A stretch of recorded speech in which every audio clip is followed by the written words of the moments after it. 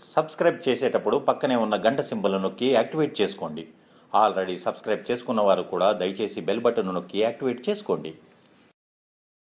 TDP party ఎన్ని ఇబ్బందులు ఉన్నా, అధికారంలో ఉన్న క్రమం తప్పకుండా పార్టీ నిర్మాణానికి అత్యంత ప్రాధాన్యత ఇస్తుందనే విషయంలో రెండో మాటకు తావులేదు. ప్రతి ఏడాది వేలాది మందితో నిర్వహించే పార్టీ మహానాడు ఆ పార్టీకి పెద్ద స్ఫూర్తిగా చెప్పవచ్చు. తొలిసారిగా విశాఖపట్నంలో నిర్వహిస్తున్న ఈ మహానాడుకు ఏర్పాట్లు చకచకా జరిగిపోతున్నాయి. అయితే నిబంధనలను ప్రభుత్వం జారీ చేసిన జీవోలకు భిన్నంగా ఆంధ్ర యూనివర్సిటీలో మహానాడు నిర్వహించడంపై కొన్ని ఆరోపణలు, విమర్శలు వినిపిస్తున్నాయి. ఇది ఇలా ఉంచితే ఈ మహానాడులో మెనూ మాత్రం ఆసక్తికరంగా ఉంది. స్థానికంగా వంటలతో మెనూ సిద్ధం చేస్తున్నారు. మహానాడు అంటే తెలుగు తమ్ముళ్లకు ఒక పండగ లాంటిది. ప్రతి ఏటా ఎన్టీఆర్ జన్మదినాన్ని పురస్కరించుకొని మే 27 నుంచి 3 రోజుల పాటు ఘనంగా ఈ వేడుకను నిర్వహిస్తారు. పార్టీ నిర్మాణం, కార్యకర్తల సంక్షేమం, భవిష్యత్ వ్యూహాలపై మహానాడులో చర్చిస్తారు.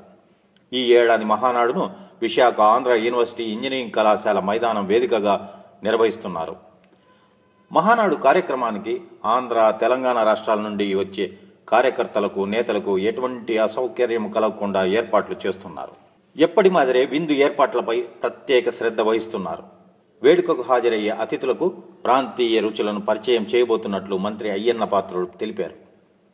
తాపేశ్వరం కాజా, పూతరేకులు, అన్నవరం బెల్లం జున్ను, మాడుగుల హల్వా వంటి స్వీట్స్ మెనూ సిద్ధం చేయనున్నట్లు పేర్కొన్నారు. రోజుకు 30,000 మందికి బ్రేక్ఫాస్ట్, లంచ్ ఏర్పాటు చేస్తున్నట్లు వెల్లడించారు. 3 రోజుల్లో కనీసం 1,00,000 మంది కోసం విందు ఏర్పాటు చేస్తున్నారు. విందు ఏర్పాట్ల బాధ్యతను స్వయంగా తీసుకున్న మంత్రి అయ్యన్న పాత్రుడు అతిథులకు రాజీ పడకుండా వంటకాలు సిద్ధం చేయడం జరుగుతుందని తెలిపారు. ప్రతి ఒక్కరూ సంతృప్తి చెందేలా ఘనంగా ఏర్పాట్లు చేస్తున్నామన్నారు. ముఖ్యమంత్రి చంద్రబాబు ఆదేశాల మేరకు జిల్లా నేతలంతా సమన్వయంతో మహానాడు వేడుకను నిర్వహించడానికి కృషి చేస్తున్నట్టు చెప్పారు. టీడీపీ మహానాడును ఎంతో ఘనంగా నిర్వహించినా ఎప్పుడూ నాన్ వెజ్ డిష్ను మాత్రం ఆ పార్టీ ఏర్పాటు చేయదు. మొదటి నుంచి ఆ పార్టీ బహిరంగ సమావేశాలు నిర్వహించినా ఎప్పుడు కూడా నాన్ వెజ్ను అవాయిడ్ చేస్తున్నారు. ఇది సాంప్రదాయం.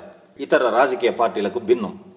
మన తెలుగు రాష్ట్రాల్లో కానీ ఇతర రాష్ట్రాల్లో కానీ భారీ సమావేశాలు నిర్వహించినప్పుడు తప్పనిసరిగా ఏర్పాటు చేసేది నాన్ వెజ్. దీంట్లో అనేక రకాల వంటకాలు కూడా ఉంటాయి. ఇటీవల టీఆర్ఎస్ పార్టీ నిర్వహించిన పార్టీ సమావేశంలో నాన్ వెజ్లో అనేక రకాల డిష్లు ఏర్పాటు చేశారు.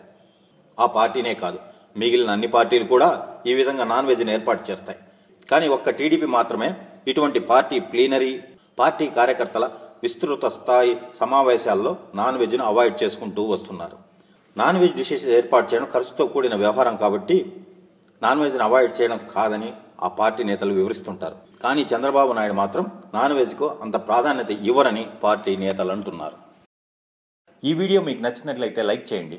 మీ అభిప్రాయాన్ని కామెంట్ చేయండి. మీ వారందరితో షేర్ చేసుకోండి. మరిన్ని ఇంట్రెస్టింగ్ అప్డేట్స్ కోసం మా ఛానల్ను సబ్స్క్రైబ్ చేసుకోవడం మాత్రం మర్చిపోకండి.